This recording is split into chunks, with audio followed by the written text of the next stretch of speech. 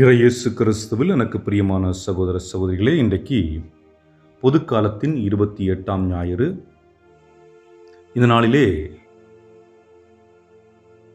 திரு அவை நமக்கு கொடுத்திருக்கின்ற சிந்தனை, நன்றி உணர்வுள்ளவர்களாக இருக்கின்றோமா என்று சிந்திப்பதற்காக அழைப்பு விடப்படுகிறது.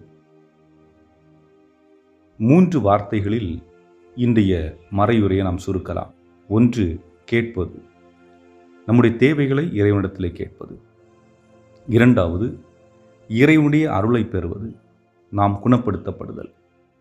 3வது, நன்றி செலுத்துதல். இந்த 3ம் நம்முடைய வாழ்வில் இருக்கிறதா அல்லது முதல் 2 மட்டும் இருக்கிறதா என்பதை நாம் சிந்தித்து பார்க்க அழைக்கப்பட்டிருக்கின்றோம். நற்செய்தியிலே பார்க்கின்றோம், 10 தொழுநோயாளிகள் இயேசுவை சந்திக்கின்றார்கள். அவரிடத்திலே ஆண்டவரே, எங்கள் மீது இரக்கம் கொள்ளும் என்று வேண்டுகின்றார்கள். இயேசு அவர்கள் மீது இரக்கம் கொண்டு அவர்களை குணப்படுத்துகின்றார். ஆனால் 10 பேரில் ஒருவன் மட்டுமே திரும்பி வந்து இயேசுவுக்கு நன்றி கூறுகின்றான். மற்ற 9 நபர்கள் எங்கே என்ற கேள்வியை இயேசு கேட்கின்றார். அதாவது அவர்கள் கட்டாயம் திரும்பி வந்து நன்றி சொல்லியிருக்க வேண்டும் என்பதல்ல, மாறாக முழுமை, அதாவது தான் பெற்ற அந்த குணப்படுத்துதல், அதனுடைய முழுமை என்பது விசுவாசத்தின் அளவீடு. ஆகவே அவர்கள் எப்பொழுது திரும்பி வந்து ஆண்டவருக்கு நன்றி சொல்லுகின்றார்களோ அப்பொழுதுதான் முழுமையான விசுவாசம் கொண்டவர்களாக இருக்கின்றார்கள் என்பதை வெளிப்படுத்தும் விதமாக இது இருக்கிறது. இதை நாம் இன்றைய முதல் வாசகத்திலே பார்க்கின்றோம். சீரியாவை சேர்ந்த நாமான் என்ற ஒருவர் தொழுநோயால் பாதிக்கப்பட்டிருக்கின்றார். அவரை யோர்தானில் சென்று எலிசா என்ற இறைவாக்கினரை சந்திப்பதற்காக சொல்லுகின்றார்கள். அவரும் அதுபோன்று செல்லுகின்றார். முதலில் தயக்கம் காட்டுகின்றார். பிறகு அதை ஏற்றுக்கொண்டு எலிசா சொன்னது போன்று அவர் அந்த குளத்தில் மூழ்கி எழுகின்றார். அவருடைய தொழுநோயிலிருந்து அவர் விடுதலை அடைகின்றார். அதன் பிறகு அவர் எலிசாவை சந்தித்து நன்றி கூறுகின்றார். ஆக அந்த நன்றி கூறுகின்ற பொழுது இங்கே குணப்படுத்துதலோடு நின்று விடவில்லை, மாறாக அவர் ஒரு அடையாளத்தை வெளிப்படுத்துகின்றார். என்னவென்றால், இனிமேல் நான், என்னை பொறுத்தவரை இந்த உலகிலே செயல்படுகின்ற ஒரு கடவுள் என்றால் அது இஸ்ராயலின் கடவுள்தான்.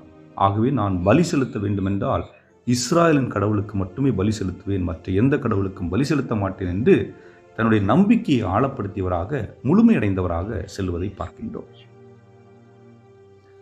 இதே நிகழ்வை நாம் நம்முடைய தமிழகத்திற்கு ஒப்பிட்டு பார்த்தோம் என்றால், நம்முடைய தமிழகத்தின் புனித தேவசகாயம் பிள்ளை, இவருடைய வாழ்க்கை வரலாறு உங்களுக்கு தெரிந்திருக்கும். இவருடைய வாழ்க்கையிலே அவர் இந்து மதத்திலே பிறக்கின்றார். இருந்தும் ஒரு கட்டத்திலே அவர் கிறிஸ்தவராக தன்னை மாற்றுகின்றார். திருமுழுக்கு பெறுகின்றார். அதனால் பல துன்பங்களை அனுபவிக்கின்றார். இறுதியில் தன்னுடைய உயிரை இழக்கின்றார்.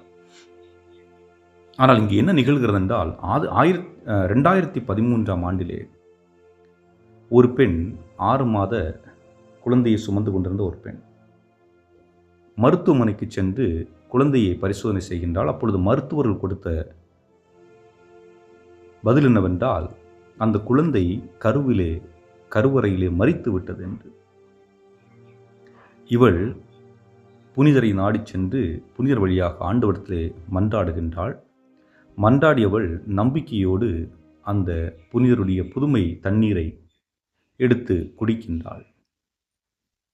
குடித்த பின்பு அவளுக்குள் ஏதோ மாற்றத்தை உணர்கின்றாள்.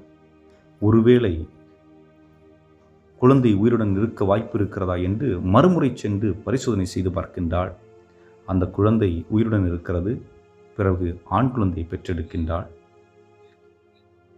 அந்த ஆண் குழந்தையை அவள் பெற்றெடுத்தது மட்டுமல்லாமல், கடவுள் புனித தேவசகாயம் பிள்ளை வழியாக எனக்கு இதை செய்திருக்கிறார் என்று அவள் வாக்குமூலம் கொடுக்கின்றாள். ஆக இந்த செய்தி தான், இது அங்கீகரிக்கப்பட்ட செய்தியாக இருக்கிறது, அறிவியல் பூர்வமாக நிரூபிக்கப்பட்ட ஒன்றாக இருக்கிறது. இது வத்திக்கான் நகரத்திற்கு கொடுக்கப்படுகின்றது. அவர்களும் பரிசோதனை செய்து பார்க்கின்றார்கள்.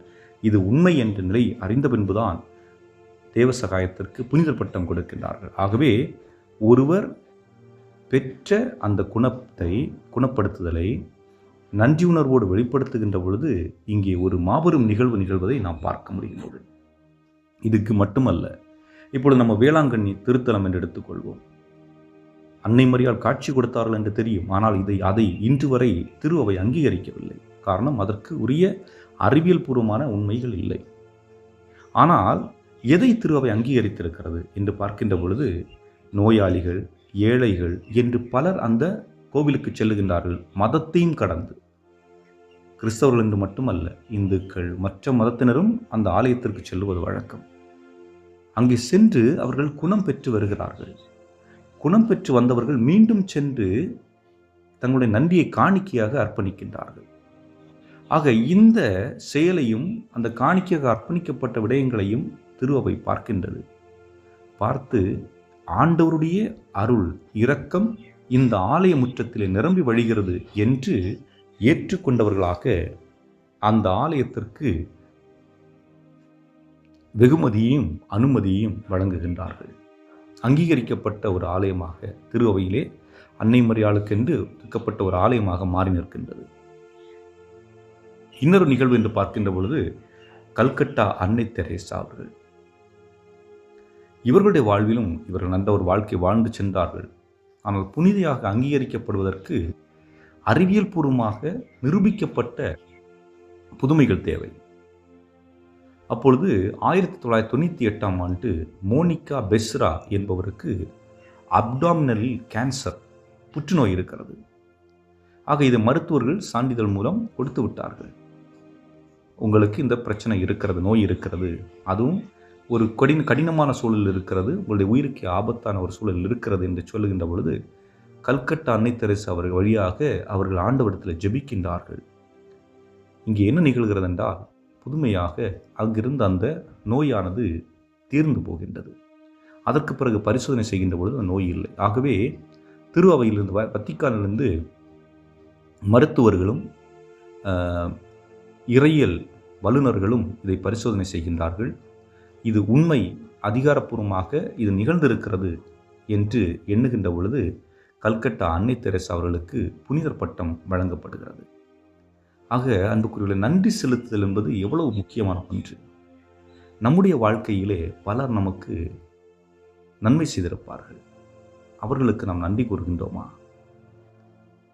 நன்றியோடு இருக்கின்றோமா என்பதையெல்லாம் எண்ணி பார்ப்பதற்காக நாம் இந்த நேரத்தில் அழைக்கப்பட்டிருக்கின்றோம். காரணம் என்ன? இன்று பல நேரங்களிலே தேவைகளுக்காக பிறரை பயன்படுத்துகின்றோம். தேவைகள் முடிந்தவுடனே தூக்கி எறிந்துவிட்டு சென்று விடுகின்றோம். ஆக இங்கே அந்த தொழுநோயாளிகள் தேவையில் இருந்தார்கள். ஆண்டவர் இயேசு கிறிஸ்து குணப்படுத்தினார், தேவை நிறைவேறிவிட்டது. 9 பேர் வரவில்லை, ஒருவர் மட்டுமே வந்திருக்கின்றார். இதுபோன்று நம்முடைய வாழ்க்கையிலும் பல நேரங்களிலே நாம் நன்மை செய்திருப்போம், நம்மை கண்டு கொண்டிருக்க மாட்டார்கள், அல்லது பிறர் நமக்கு நன்மை செய்திருப்பார்கள், நாம் அவர்களை கண்டுகொள்ளாமல் இருந்திருப்போம். ஆனால் உண்மையிலேயே நன்றி செலுத்துதல் என்பது ஒரு முக்கியமான பண்பு, உண்மையான பண்பு. அத்தகைய பண்பை நாம் நம்முடைய வாழ்க்கையில் வளப்படுத்த வேண்டும், வளர்க்க வேண்டும். நன்றி செலுத்துவது மற்றவர்களுக்கு மட்டுமல்ல, கடவுளுக்கும். ஏனென்றால் நான் ஒவ்வொரு நாளும் வாழ்ந்து கொண்டிருப்பது கடவுளுடைய அனுகிரகத்தாலும் அருளாலும் தான். ஆகவே உண்மையிலே நன்றி செலுத்தக்கூடியவர்களாக வாழ்வோம். ஒருவர் மற்றவருக்கு நன்றி உள்ளவர்களாக வாழ்வோம்.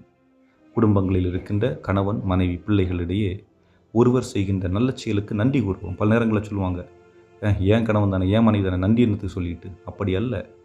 நன்றி கூறுவது தேவையான ஒன்று. ஏனென்றால் ஒவ்வொரு மனிதனுடைய உள்ளமும் வெவ்வேறானது. எல்லாருடைய மனதும் ஏதாவது ஒன்று எதிர்பார்க்கும். நான் ஒன்றை செய்திருக்கிறேன், எனக்கு ஏதாவது சிறிய வெகுமதியாவது கிடைக்குமா என்று. பொருளாக கொடுக்க வேண்டாம், நன்றி என்ற வார்த்தையால் கொடுங்கள். நிச்சயமாக அந்த இல்லத்தில் மகிழ்ச்சி தங்கும் என்பதை இன்றைய இறை வார்த்தை நமக்கு வெளிப்படுத்துகின்றது. அதை எண்ணியவர்களாக என்றும் வாழும் இல்லாமல்ல இறைவா, உம்முடைய அன்பையும் அரவணைப்பையும் பாசத்தையும் எங்களுக்கு நிறைவாக கொடுத்து கொண்டிருக்கின்ற இந்த வேளையிலே நாங்கள் நன்றி உள்ளம் கொண்டவர்களாக, யாரையும் காயப்படுத்தாதவர்களாக, பிறர் நன்றியோடு இருக்கக்கூடிய மனநிலையை எங்களுக்கு தந்தருள எங்கள் ஆண்டவராகிய கிறிஸ்து வழியாக மன்றாடுகின்றோம். ஆமென்.